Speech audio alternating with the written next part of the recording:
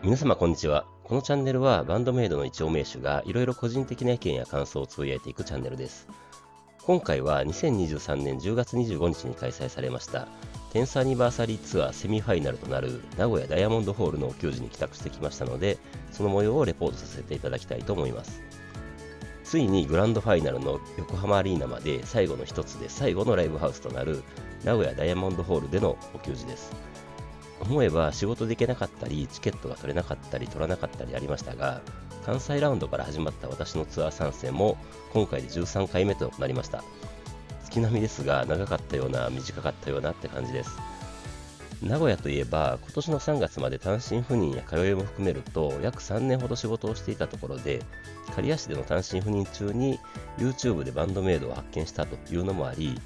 バンドメイドにハマらせてくれたある意味出会いの地でもあるので感慨深いです。朝から名古屋へ向かうべく自宅を出発しますが、もう何度乗ったかわからないくらい乗った新大阪から名古屋の新幹線に乗って名古屋へ向かいます。名古屋へは昼前に着きましたが、さすがにさえちゃんも落ち着いてあーちゃん優勢となったのか、すごくいい天気です。名古屋といえば、ひつまぶし、味噌カツ、きしめん、味噌煮込みうどん、台湾ラーメンなどなどご当地グルメの宝庫でもありますが、この日の気分はなぜかあんかけスパだったので、名古屋駅にあるチャオにしました。定番のミラカン目玉焼きトッピングソース同量にしました。定番なのは知ってるのですが、ミラカンが何を意味するのかは分かっていません。私が単身赴任していたのは刈谷市でしたが、所属していた会社の名古屋の支社は名古屋駅のゲートタワーにありましたので、懐かしさもあり少しゲートタワーを散策してから栄に向かい、まずはホテルへチェックインします。軽くスマホの充電をして早々にダイヤモンドホールに向かいます。ここであんなに晴れてたのに一瞬雨予報になります。まさかサイちゃんと思いましたが、あーちゃんが勝ったみたいで雨は降りませんでしたね。それで会場に着いたのは物販開始の16時の15分前くらいだったのですが、もうすでに並んでます。ダイヤモンドホールは5階にあるのですが、もう1階に列ができてましたので、100人以上並んでる感じですね。物販開始後は私の後ろに50人以上並んでました。クルッポ名古屋のボーカルのゆいさんがサイちゃんコスで来られてましたね。あとミサさんコスのタンスさんもハッチに続いて来られていたようですし、なんかお嬢様率が高かったように思います。で、物販ではタオルをホテルに忘れてきてしまったのに気づきましたので、ご当地 T シャツと萌えキュンタオルとくじ10枚購入しました。萌えキュンタオルはこれで3枚目です。くじは引いてくれるお姉さんに頼み込んだのですが、缶バッジにキーホルダーにステッカー6と通常運転でした。それで柱の陰でご当地 T シャツに着替えて入場待ちに並びます。私の今回のチケットは A200 番と何とも言えない感じでしたが、会場のある5階に並べましたのでいい感じです。それでいよいよ会場に入ると10列くらい埋まっている感じでした。会場は10列くらいごとに柵がありましたので、1つ目の柵の後ろ、サイちゃん前くらいに位置取ったのですが、途中でスタッフさんが前に詰めるようにとの指示があったので柵の前に入りました。この位置はレジェンド名手様のたまり場みたいなところでしたので、そこに混ぜてもらった感じになりました。仲間に入れてもらった感じになってありがたかったです。ダイヤモンドホールは前回のハッチに比べるとステージが低いように思いましたので、上半身は見えるかなって感じでしたし、ドラムセットもバスドラが半分くらい見えていたので、あーちゃんも見える感じでした。ただやっぱり前に結構背の高い人たちが密集していたので、各メンバーの振る舞いとかはほぼ見えなかったので、そのあたりのレポートは今回できない感じなのでご了承願います。それで会場もパンパンになり、いつも通りぴったり帝国の19時にそれまでの音楽がやみ、大歓声と拍手の中 SE が始まり、バンメさんたち入場です。ものすごい歓声と拍手の中、ドミネーションでスタートです。最初に言っておくと、私から見える範囲ではありますが、これまでの球児で一番会場のノリが良かったと思います。もうみんな手を挙げて踊って飛び跳ねてシンガロングする感じです。それもあってか、ここで少し圧縮というか、民調側から中央に向けて人がなだれ込んできた感じになりました。でも大したことはない感じで盛り上がってるなって思った感じでしたし、ちょうど前にいた背の高いご主人様がずれたので、よしと思いました。最初は柵を後ろに少し余裕があった感じなのですが、ぎゅうぎゅうになったくらいです。で、ドミネーションですが、私的にはハローハローもいいのですが、みんなで手を挙げて先行せよのところが一番盛り上がります。次はグローリーです。サイちゃんの煽りでみんな飛び跳ねます。シンガロングもすごかったです。小鳩さんも飛び跳ねながら演奏したりしてますが、それって結構スキルいると思うんですけど、どうなんでしょうね。しかも厚底靴ですし。次はアローンですね。もう汗が止まりません。さえちゃんと小鳩さんのハモリが好きですね。サビ終わりのおーおーおーおーのシンガロングからのおいおいのちゃんとは盛り上がります。さえちゃんの全力で歌ってるところがビジュアル的にも大好きなところです。次はプレイですよね。みんなが前に出てきて煽りに煽ります。曲も歌詞も盛り上げるために作られたと言ってもいい曲だと思うので、それは盛り上がりますよね。さえちゃんもニコニコで歌ってました。さえちゃんのシェキバディ、小鳩さんのハンズアップで最高潮です。ここまでの安定の悟りはひょっとして今回が最後なのかなと思いながら楽しみました。次はアンリッシュでした。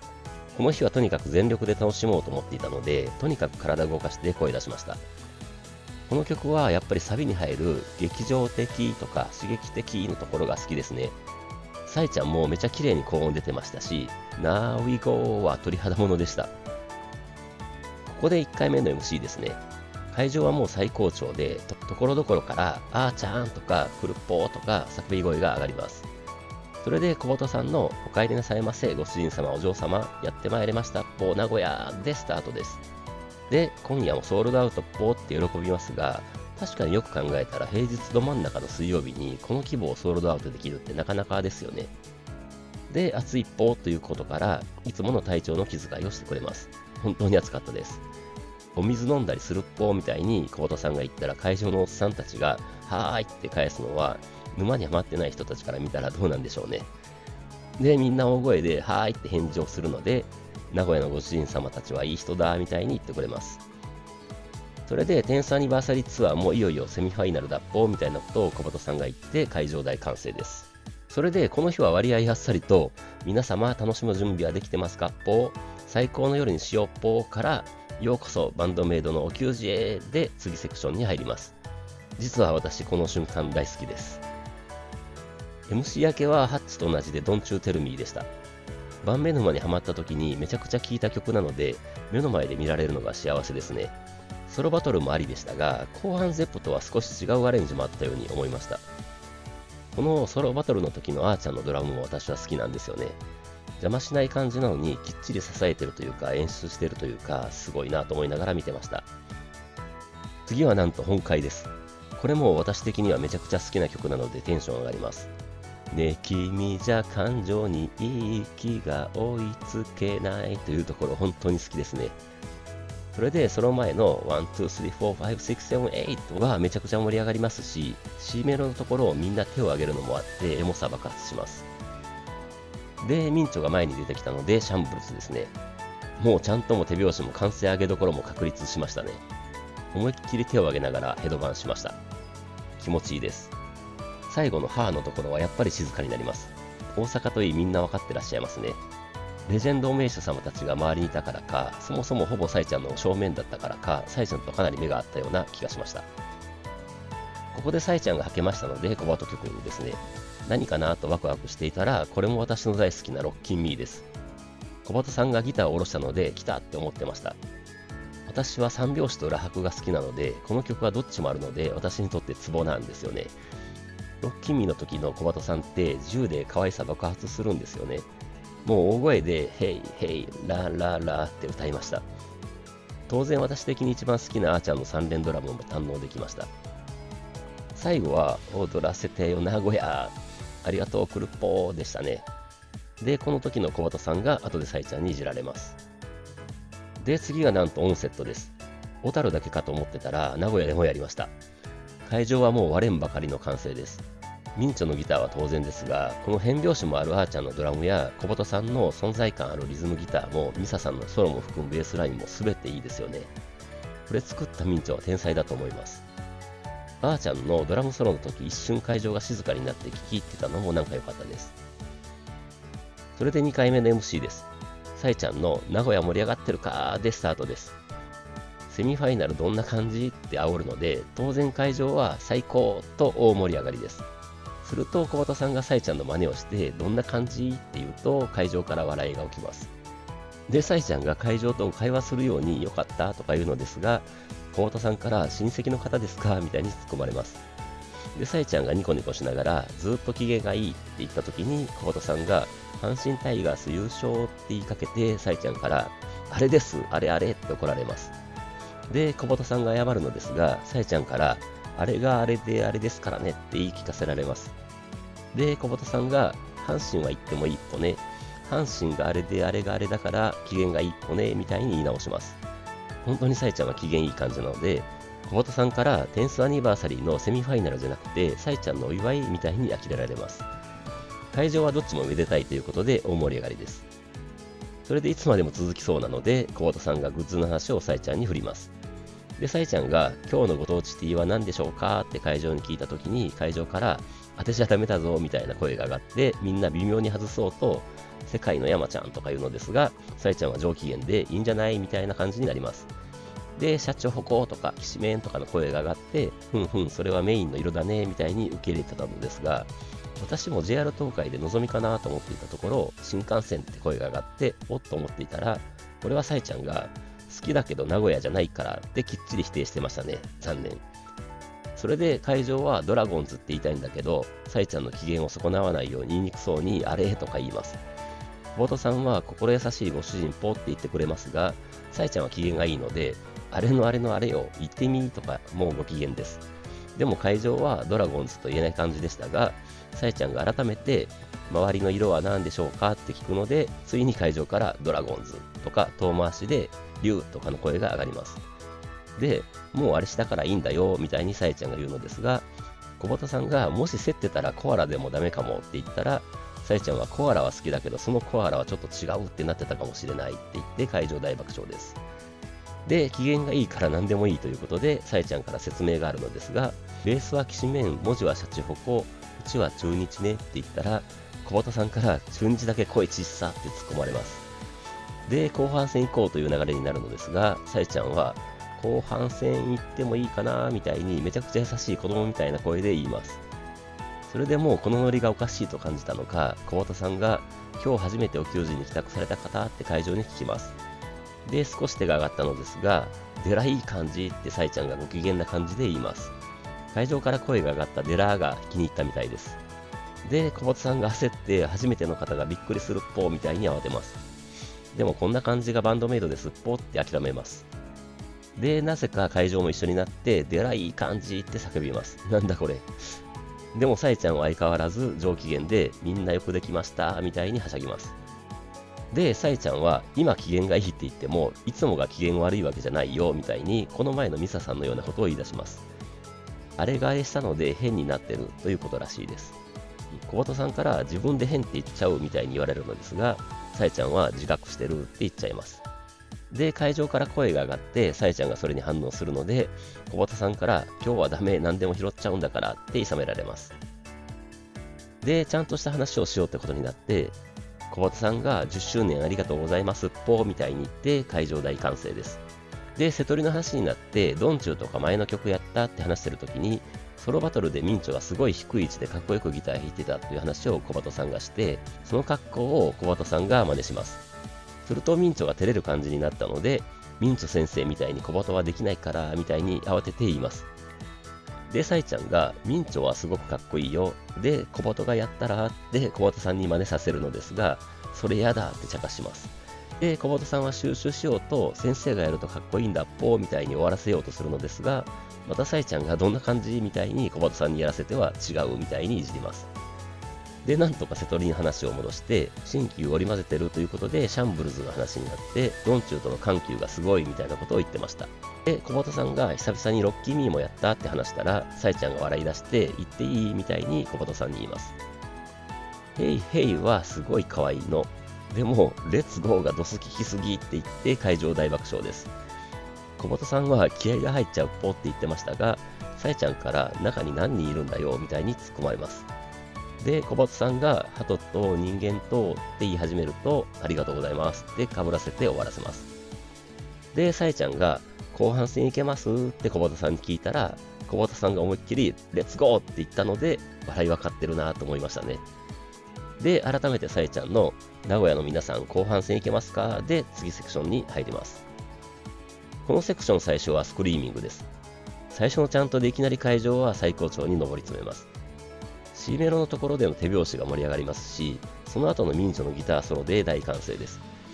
私的にはスタートオーバー好きなのですが、お給仕ではカップリングのスクリーミングが合うんですかね。とにかく盛り上がる曲です。続けてリンネです。ハッチでもやってくれましたが、ハッチ帰宅されてない方は驚いた感じでした。やっぱり初っ端のバスドラがめちゃくちゃすごいですよね。ミンチョの独特のタイミングで入れるハーモニクスも素晴らしいです。で、リンカーネーション、リビアンダイのところのミサさんのベースは痺れますね。このスクリーミングからリンネの流れをさっきあんな緩い MC やってたメイドさんたちがやってるって冷静に考えるとすごいことです。最後のシャラッは会場大合唱で締めます。次は一転してペイジです。会場はおーおーは大合唱となりますが、基本的に横に揺れながら聴き入る感じになります。私もですが、多分泣いてるご主人様お嬢様多かったと思います。私が盤面沼にハマって初めて買ったアルバムがカンカラーだったのですが、車で聴いてる時に助手席に座ってた何も知らない妻がページを聞いて、これライブでやったらみんな泣くんと違うみたいに言ってたのを思い出しました。次はメモラブルです。これも横揺れしながら聴き入って同時に体力も回復できます。この構成は素晴らしいですしありがたいです。これまでの降り注いできたものが体に染み渡っていく感じっていうんでしょうかね。幸せな気分になります。次がなんとカタルシスです。これも大好きな曲です。秋田でやったのですが、私は帰宅できてなかったので、テンスアニバーサリーツアーでは私的には初です。生から銅に向かう間の曲としては完璧なんじゃないでしょうか。2メロの早口になるところがめちゃくちゃ好きですね。あと、サイちゃんの1、2、3はやっぱり可愛すぎます。次もなんとなんとのジレンマです。日本では大阪ビッグキャット以来です。この曲は手を上げながら首を横に振る感じになりましたね。ボーカルとユニゾンとなるベースがめちゃくちゃかっこいいです。ブレイクしてからのサビがめちゃくちゃ盛り上がりますし、その後のナオバイエーは全力で叫びました。それでダイスです。もう会場は興奮マックスになって、シンガロングもちゃんとも手拍子も私が見える範囲は全員がやってたと思います。ダイスは私が尋常じゃないくらい見てしまっている MV のトップ3の曲なので、お給仕で見られるだけでも幸せですし、一緒に声出して踊れるってもう本当に感無量です。それでドラムソロつなぎでヘイトです。この曲は絶対お給仕で聴く方が映えますよね。サイちゃんが踊りながら歌ってる感じがより感じられて、見ることでも盛り上がれます。ソロバトルの時に小畑さんとサイちゃんがあーちゃんのところに行って何かやってたように思って見たいのですが、ミンチョもミサさんも見たいので、もう視線が忙しくて大変です。バトル中にサイちゃんが後ろで踊ってるのもいい感じでした。最後のアイヘ中を繰り返すところでは、サイちゃんがこっちを見てくれたように思うのですが、これは喜んでいいのかどうか複雑な感じでしたね。ここで最後の MC です。確かサイちゃんの元気かお前らみたいな感じで始まったと思います。で、暑いということで水分補給大事なので水分取りましょうという話になります。で、小本さんが手元にない人はお給仕終わったらすぐ飲むっぽよみたいに言ってくれるのですが、でもビールは水分にはなりません。逆に水分を奪うのでダメっぽよ。飲むならその倍以上の水を取るようにと言ってくれたので、会場からははーいって声が上がります。で、サイちゃんから小畑さんが酒に詳しい二日酔いにならないような工夫をしてるって言ってまして、準備がすごいですねみたいに言ってました。それで瀬戸りの話になって何を選びましたかって会場に聞いたので、会場からはジレンマって声が上がって正解みたいになります。で、小畑さんが久々にやったのってジレンマくらいって聞くと、会場からカタルシスって声も上がります。ハッチも帰宅した人が多かったので、他にあんまり上がらなかったので、サイちゃん曰く、みんなシビアだなということらしいです。でも、小畑さんが久々に来た人もいるからみたいに冷めます。で、サイちゃんからテンスアニバーサリー初参加の方って会場に聞くと、何人か手が上がるのですが、私の周りのレジェンドお名手様も手を挙げるので、なんか私も手を挙げてしまいました。で、何箇所回ってきたんだろうってサイちゃんが言ったら、会場から22って声が上がって、なぜかみんなでここが22って確認する感じになります。で、横浜アリーナが23箇所目ということで、サイちゃんから2023年で23箇所のお給仕、さすが小畑は作詞ですねみたいに言われて、最初は小畑さんは否定するのですが、最後はそうですっぽーみたいに開き直ります。